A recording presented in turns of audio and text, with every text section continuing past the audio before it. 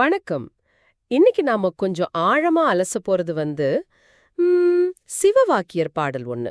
ஆமா, நீங்க என்கிட்ட பகிர்ந்துகிட்ட அந்த பாடல். உண்மையிலே ஒரு நிமிஷம் நம்மள அப்படியே நிறுத்தி யோசிக்க வைக்குது இல்லையா? நாம நம்ம உறவுகள் மேல, குறிப்பா அவங்க உடல் மேல வச்சிருக்கிற பாசம், உரிமை இதெல்லாம் நிஜம்தானா? இல்ல வெறும் மாயையா?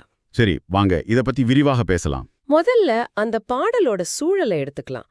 ரொம்ப நேரடியானது. ஒருத்தன் இருக்கான், அவன் மனைவி மேல உயிரையே வச்சிருக்கான். அவ அவ்ளோ அழகு, அவ மேல அவனுக்கு அவ்ளோ உரிமை. ஆமா, இத சிவவாக்கியர் ரொம்ப அழுத்தமா சொல்றாரு.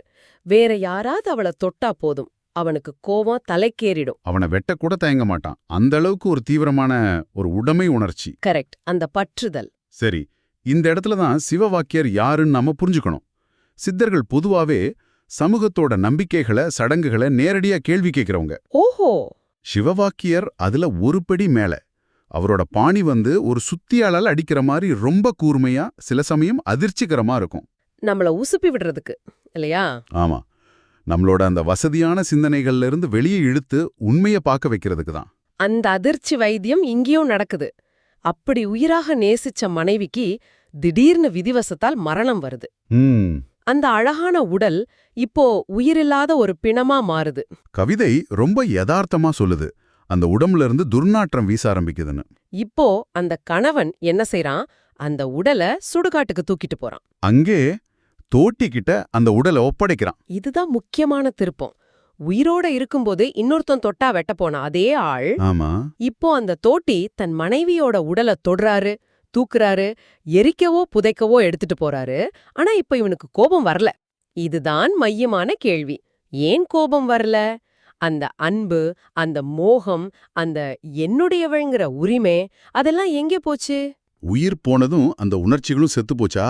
ஆமா. இங்கதான் சித்தர் நம்ம சிந்தனையை தூண்டுறார். அதாவது உளவியல் ரீதியா பார்த்தா உயிர் போன பிறகு அந்த உடல் வெறும் ஒரு பொருளாக மாறிவிடுகிறது. ஒரு ஜட பொருளா? கரெக்ட். அது வரைக்கும் ஒரு நபரா உணர்வுகளோட தொகுப்பா பார்த்த ஒண்ணு இப்போ வெறும் சதைப்பிண்டம். அந்த மனிதர் மேல இருந்த அன்புக்கும் அந்த ஜடப்பொருள் மேல இருக்கிற உணர்வுக்கும் வித்தியாசம் இருக்கு. அப்போ சிவவாக்கியர் கேட்கிற கேள்வி, நீங்க வச்சிருந்தது அந்த ஆன்மா மேல இருந்த அன்பா, இல்ல அழிய போற இந்த உடல் மேல இருந்த வெறும் மோகமா அப்படிங்கிறது தானே? மிகச்சரியா. ஆனா இதுல ஒரு சின்ன சந்தேகம் வருது. அந்த அன்பு உண்மையிலே காணாம போயிருச்சா, அல்லது துக்கம்ங்கிற வேற ஒரு வடிவத்துக்கு மாறிடுச்சா? அப்படியா? ஏன்னா அவன் வருத்தப்படலாம், அழலாம். கவிதை அத பத்தி எதுவும் சொல்லலையே. அருமையான கேள்வி. சிவவாக்கியர் இங்கே விமர்சனம் செய்வது பாசத்தை அல்ல, பற்றுதலை. ஓ, ரெண்டுக்கும் வித்தியாசம் இருக்கு. நிச்சயமா. பாசங்கிறது ஒரு ஆழமான உணர்வு பிணைப்பு. அது துக்கமா மாறலாம், நல்ல நினைவுகளா இருக்கலாம். ஆனா பற்றுதல்ங்கிறது உடைமை உணர்ச்சி. இது என்னுடையது, இதை யாரும் தொடக்கூடாதுங்கிற அந்த அகந்தை. கரெக்ட். அந்த அகந்தை தான் உடல் அழிஞ்சதும் அர்த்தமில்லாம போகுது. அந்த உடைமை உணர்ச்சிக்கு ஆதாரம் அந்த உயிரோட்டம் உள்ள உடல் தான். அது போனதும் பற்றுதலும் காணாம போயிடுது. இதத்தான் அவர் தோலுரிச்சு காட்டுறார். அப்போ இது வெறும் கணவன் மனைவி உறவை பத்தினது மட்டும் இல்ல. இல்ல, இது ரொம்ப பரந்த பார்வை. நம்ம கார், பங்களா, பதவி மாதிரி எல்லா நிலையற்ற விஷயங்கள் மேலயும் வைக்கிற பற்றுதலுக்கும் இது பொருந்தும் இல்லையா? உண்மைதான். அந்த பொருள் அதோட மதிப்பை இழக்கும்போது நம்ம பற்றுதலும் காத்துல கரைஞ்சு போயிடுது.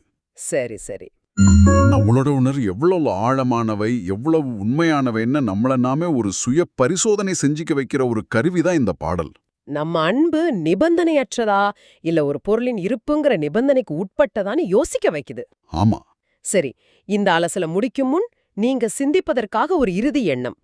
சிவவாக்கியர் சுட்டிக்காட்டுவது போல உடலையும் பொருட்களையும் மையமாக கொண்ட நமது பந்தங்கள் அந்த ஆதாரம் அழியும் போது அதன் அர்த்தத்தை இழந்து விடுகின்றன என்றால், அப்படியானால் நாம் எதன் மீது வைக்கும் அன்பு அல்லது பற்றுதல் காலத்தால் அழியாதது, நிலையானது என்று நாம் எதை கருதி நம் வாழ்க்கையை அமைத்துக் கொள்ள வேண்டும்?